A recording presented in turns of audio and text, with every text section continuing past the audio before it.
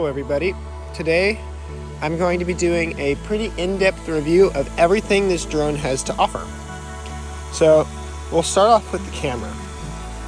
So unlike the other cameras of the other drones, like the Mavic Air, this only has one photo setting that is going to be mainly used. There's also the two burst settings. I never can remember what this one stands for. And there's a timed shot, which is actually kind of cool that they added that. As you get into position. Yeah, it's pretty cool. So we'll be looking at the single shot for now.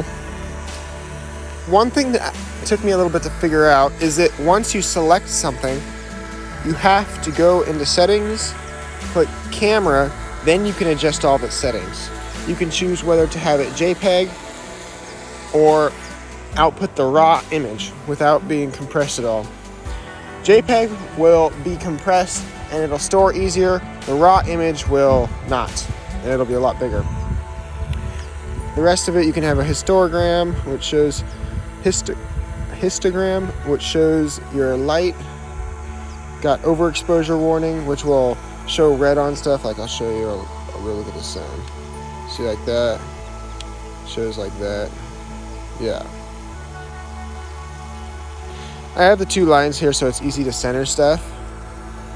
Alright, and that can be turned on with grid lines. You can either do off, this one, which I like the most, this one, which is a mix of both, and that, which gets a mix of all three. That one's pretty nice too. All three, just the lines, just the two lines, and just the marker in the center. I like this one though because you can center it pretty good. If you really wanted it centered good, you can also go like that. If you really want it centered good, well then you got that. Yeah, still pretty cool. Alright, so then there's peaking level. This does something, I'm not exactly sure what that does. It has to do with manual focus, and I'll show you that in a minute. You got your white balance, you can do auto or manual, it's pretty basic. And then this part down here doesn't change. This is just showing what your card is, and there's stuff like that.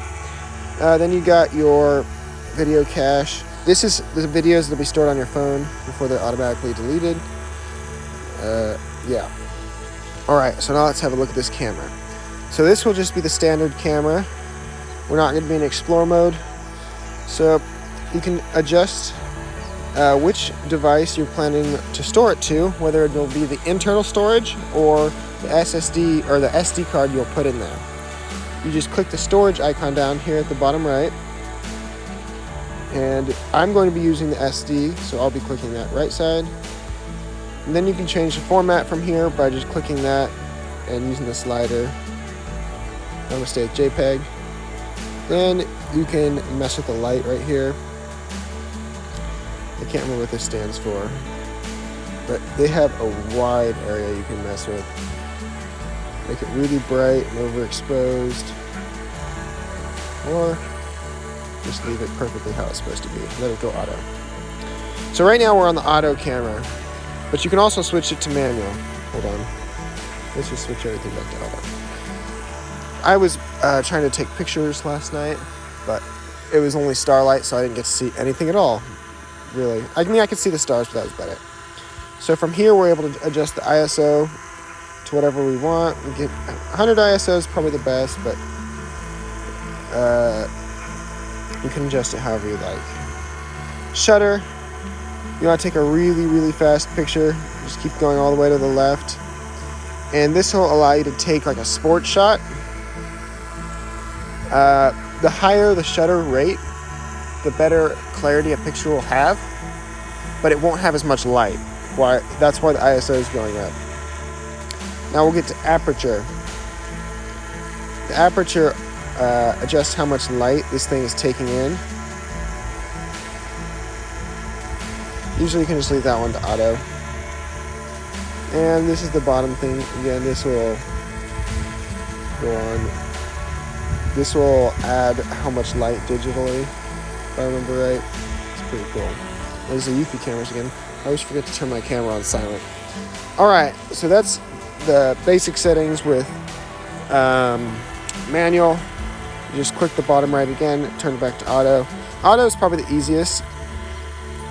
Got my cat here.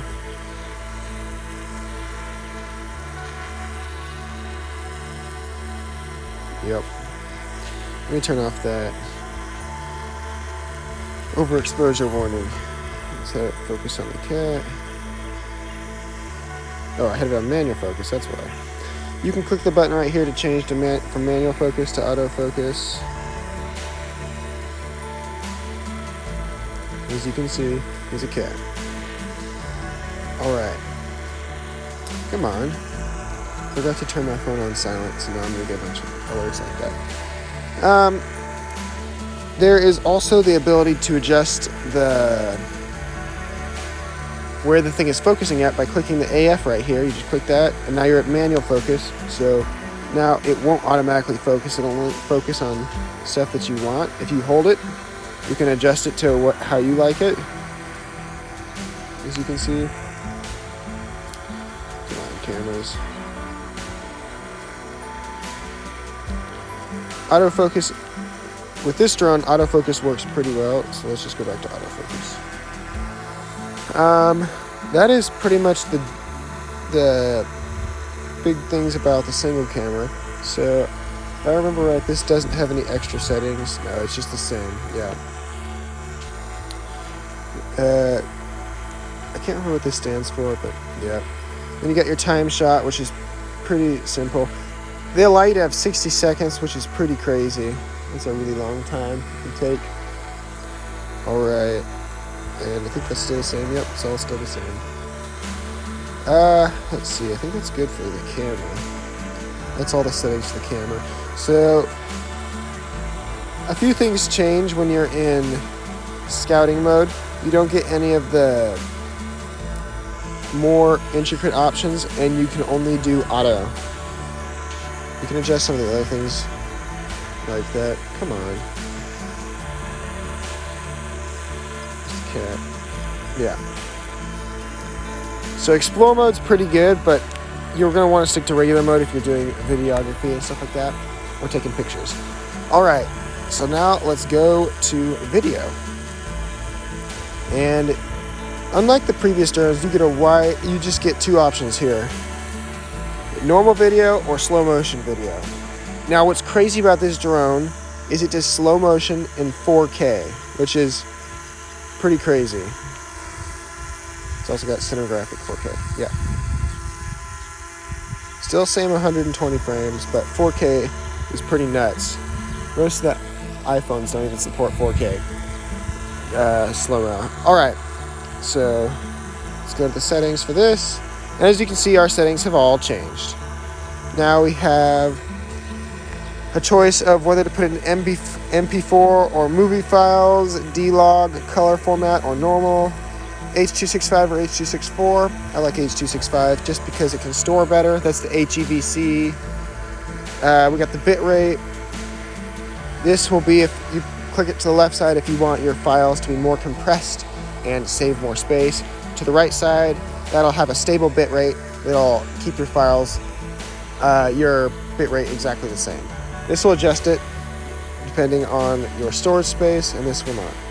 You got your flicker, which you shouldn't really have to mess with, honestly. Subtitles. I don't know what that's for. You still have your grid lines and all that. That's still the same. And then the rest of this down here is the same. So that's pretty much all there is to slow-mo. Slow-mo is high frames. That's about it. All right, let's go to normal mode.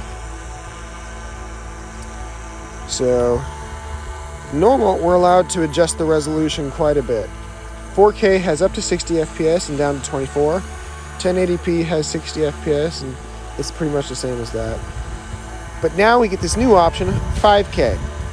5K is pretty crazy, and honestly, you're not going to see a difference too much when you're looking on your laptop or computer unless you have a high-end screen and a high-end computer, because processing it's pretty hard. But it goes all the way up to 50 FPS, which is pretty crazy.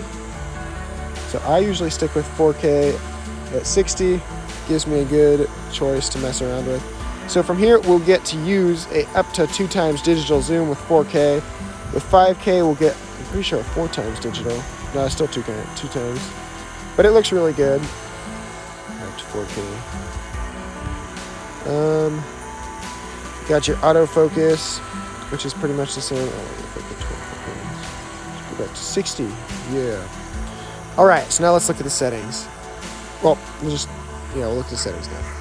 As you can see, it's exactly the same as slow-mo, which is understandable.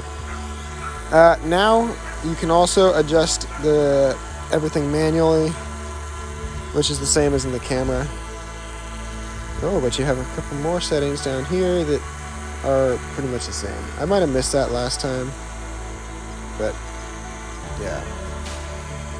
I might have missed that. Another one that probably has the same thing right there. So that's pretty much the same as the other one. All right. Once we go into Explore mode, it automatically goes down to 4K 30 FPS. You don't have a choice to go higher because the second camera only supports 4K 30 FPS and 1080p at 30 FPS. But you still get pretty good looking images. Once you go to 7, then you get to that. It looks pretty good. All right. I still got bad head. Oh, something else. If you hold the button right here for zoom, you get to open this interface right here. And if you slide it all the way, it'll get you that cool zooming effect. Look at my garbage cans over there. So this is where it's nice to have these lines. So then you know where you're going to be zooming in at. Then you just slide it all the way to the top. There we go. Nice look at the garbage can. You can always tap the video to focus on a certain thing. And there's a little slider with the light to adjust the brightness.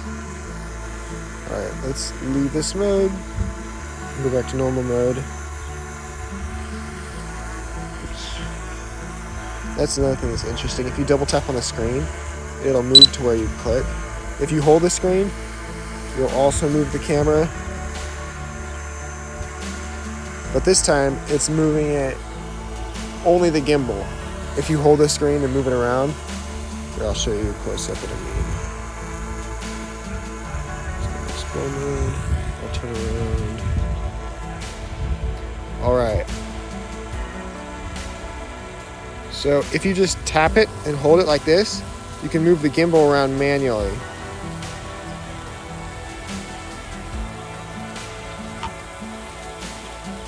It's pretty cool. Do that again, just to move it back to normal. Oops. Come on. Okay, let's just have it reset. Back. Did I reset it? No. That. Okay, now we're back to normal.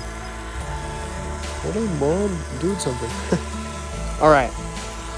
So that is about what you can do with the video. You can probably find more settings. I'm pretty sure that's most of the settings for video. So now let's look at the master shots. The master shots are pretty cool, and they give you pretty much anybody the ability to take really good videos without trying too hard, because the drone does everything itself. It's pretty sweet.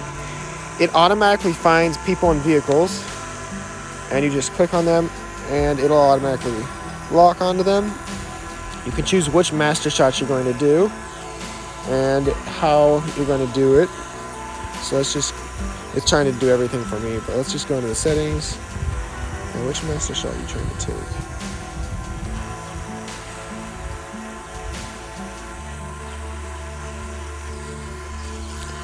Okay, so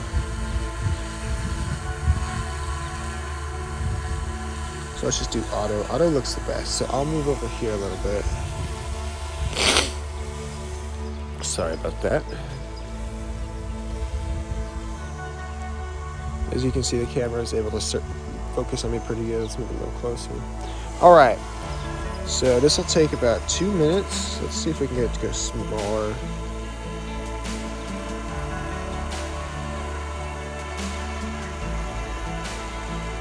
Okay, well, it doesn't seem to matter too much. All right, let's see what this does. 3, quick start. 2, 1.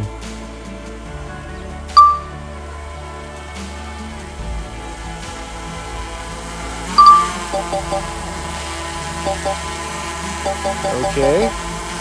Don't know what it was doing there. Let's try that again. 3, 2, 1.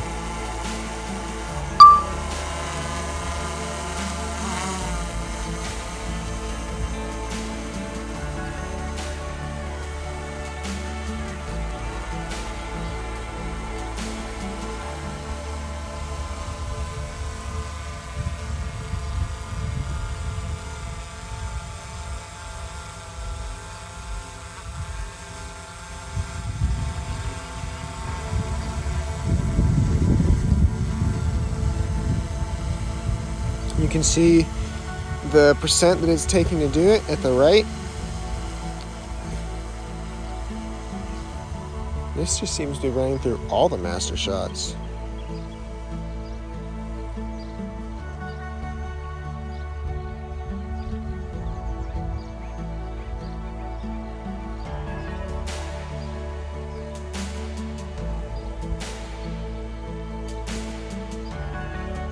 It's able to avoid all the trees around.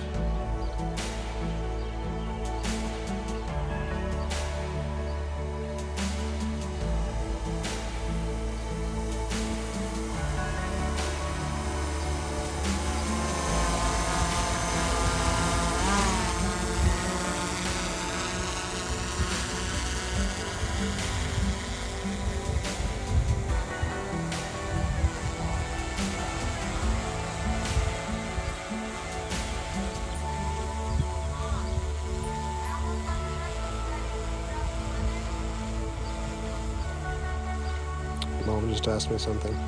All right. So this is at 80%.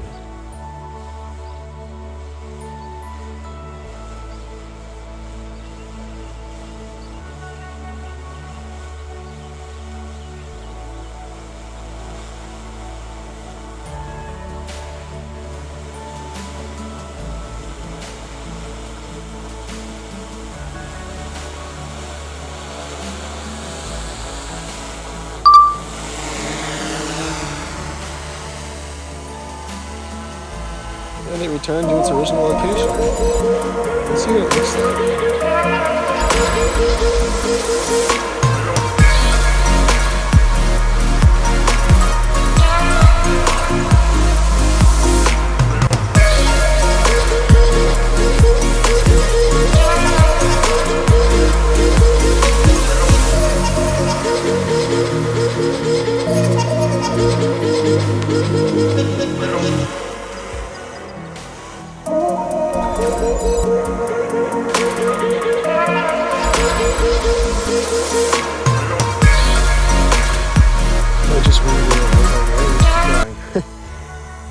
Yeah, so it's pretty interesting.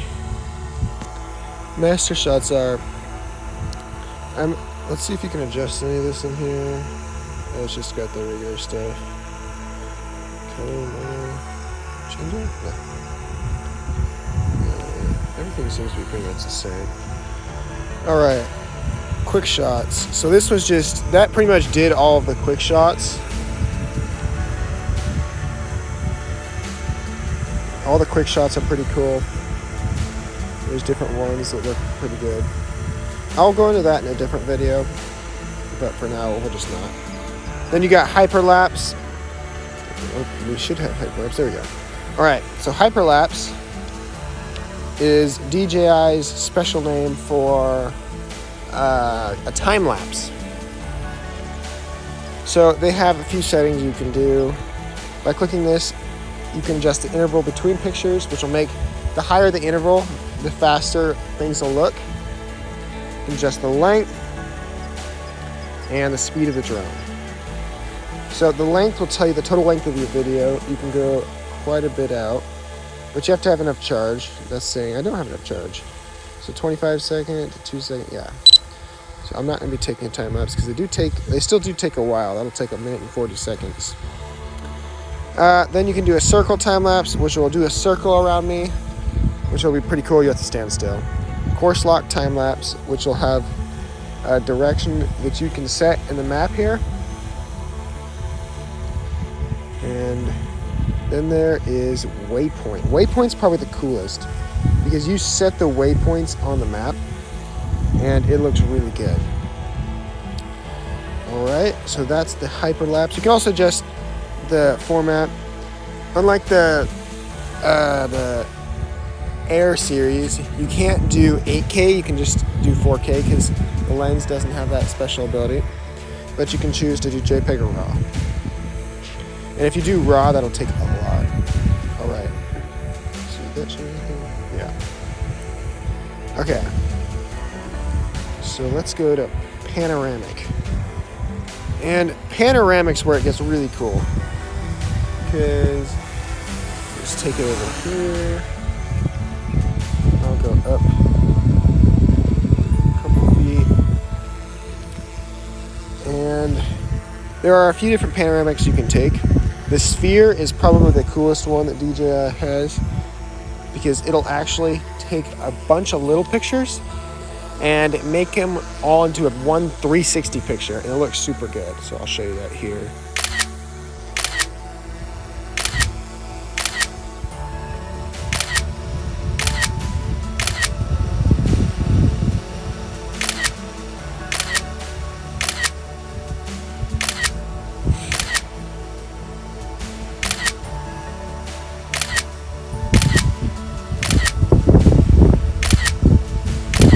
Windy, so the drone's having to readjust a little bit.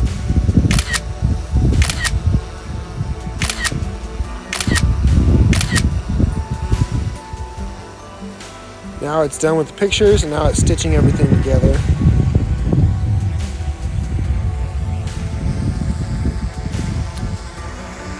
Almost done.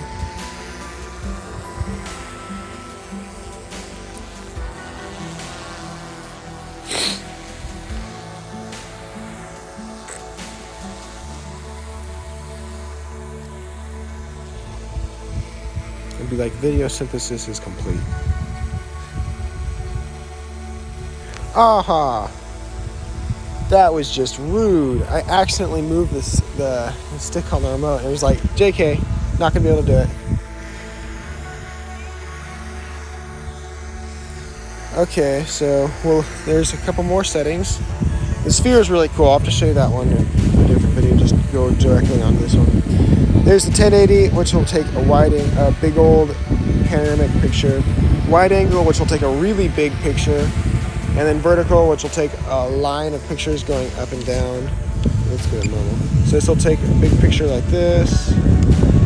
This will take a big picture like that. This one will take one like this. It's pretty cool. All right, so that is most of the settings. I covered most of them for the camera. Let's look at all the stuff on the inside. So we'll start with flight assist. So you'll get obstacle avoidance, of course. You can either turn that off, have it brake when it sees an object, or bypass. I like bypass the most just because it doesn't stop in the middle of nowhere. It'll go around and do its best to do that. Display radar map is pretty cool. That allows it to show you objects around the drone. This is where you can set your max altitude and max distance.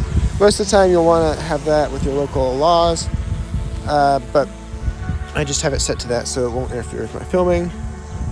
You also set the max distance. Return to home, you can either do advanced, which is the one you should do, or straight line, which just goes straight home. This will have it fly the best way home and automatically avoid objects. That's probably the best. You can set your altitude that it'll fly to. This will update your home point. When you take off your drone and it connects to satellites, it'll set a home point that you'll want to have on there.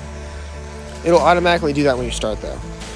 So these are something you want to do most of the time if you're going to do a long flight. in my other video, that's why my drone was a little bit down, is I had made sure the compass and the IMU was all good. Battery info will tell you everything you need to know about your battery. You got your floodlight that you can turn on manually here. Your arm LEDs. Let's go to auto. I always forget to... See, that's one you got to make sure it's on auto, because it'll click them off when you're going to take a picture. That way it's not affected by that. You can do the unlock geozones, which will put in a code. You'll put in a code that somebody will give you, and that'll unlock the area. Find my drone. If you ever lose the drone, its GPS will tell you exactly where it's at. Then you got the advanced settings. So whenever your signal is lost on your drone, you can set it to return to home, which is the best. Descend, which wouldn't be the best because it just drops. Or hover, which will just have it stay still. Return to home is the best. This is showing you how to do the emergency propeller stop. You don't want that to happen. That would be really bad. And then there's AirSense. So AirSense is pretty cool. In a different video I showed with the Mini 2, I don't know if that footage got saved, but what it does is if there's an airplane around or some kind of other manned air vehicle, it'll show you where it is on the map and give you warning about it. So that's the advanced setting. We'll go to the controller. So this is a different setting. So this will do the units on the aircraft. If you're like me and live in America, then you'll probably use Imperial. If you live in anywhere else in America, you'll use the metric system. Then you have the gimbal mode. So there's two modes, follow mode and FPV mode. So follow mode is what you want to use for cameras, for regular doing video and stuff like that. FPV mode adjusts the gimbal slightly so that it actually follows the way the aircraft is moving, which is pretty cool. Most of the times you'll just want follow mode. They'll calibrate the gimbal every so often. There's some advanced settings. So this will adjust the speed of everything to make it look really smooth. Click this to recenter the gimbal at any point in time. This, I don't know why they don't keep this on here. Phone charging. You click that and your phone starts charging. You don't click it and it doesn't charge, but the stupid setting resets every single time. So this is just showing the different modes. Honestly, you should probably leave it the same mode you're used to, which is mode 2 for me. Button customization. There's the FN button at the left of the remote. You can tap it once. I have it set to turn on the auxiliary LEDs, but you can do a couple other things with it. Double tap, and I have it to reset the gimbal. Yeah. There's the calibration of the remote. You can only do that while the remote's off. There's advanced settings, which honestly you don't want to mess with. These will affect all the stuff of the drone, but this is more of an advanced thing. You don't really want to mess with these. Yes. I know. Okay. Gives you a flight tutorial, which is pretty cool. Stop beeping. I know. Sorry about that. Alright, so we'll have to go fast. So then there's a flight tutorial, which is really cool. You can repair the aircraft to the controller. We already looked through all the camera. Transmission, you get to choose how to live stream it. Frequency, you'll want to choose dual band just because it's the easiest and it shows the most. Channel mode, auto usually works the best. That's how I was able to get such good range, but you can do manual also.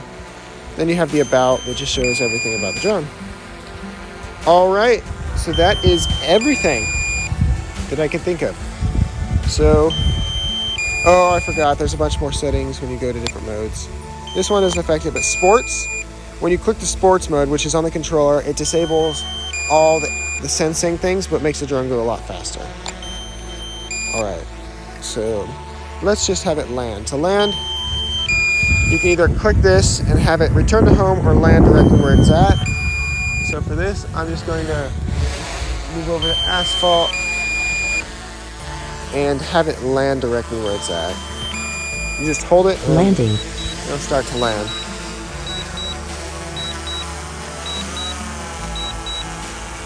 There we go. On the controller, there is a couple more buttons. Critically low battery. Let's say that, man. Critically low battery. Yeah, so the battery's critically low. On the controller, there's a couple more buttons. Let's see if it'll focus. No, it won't. So, there's the power button here. You can switch the camera button on the right. And then there's that FN button, which is over here in the center. This button, if you hold it, it'll return the drone to its home spot. If you click it once, it'll stop the drone in place, which is really nice. You have over here on the remote, it's pretty blurry, but there's a little slider right there. I think that's seen. Yeah. Whatever. On this side of the controller, there's a slider. On this side, there's a button to do. You click it once, and it'll take a picture. You hold it, and it'll take a video, which is pretty cool. No, I think if you just click it, it'll just take a picture or a video depending on which button you're in. All right, so that is pretty much everything I could think of on this drone. Okay, well, I hope you've enjoyed the video. If so, please leave a like and subscribe. If you have any questions, there's a pretty good chance that I'll be able to answer them. If not, I'll do my best to answer them. I can research stuff and find it for you. So I'm gonna power off the drone now. All right, well, I hope you guys have enjoyed the video. If so, please like and subscribe, and I'll definitely make more like it. See you guys all later. Bye.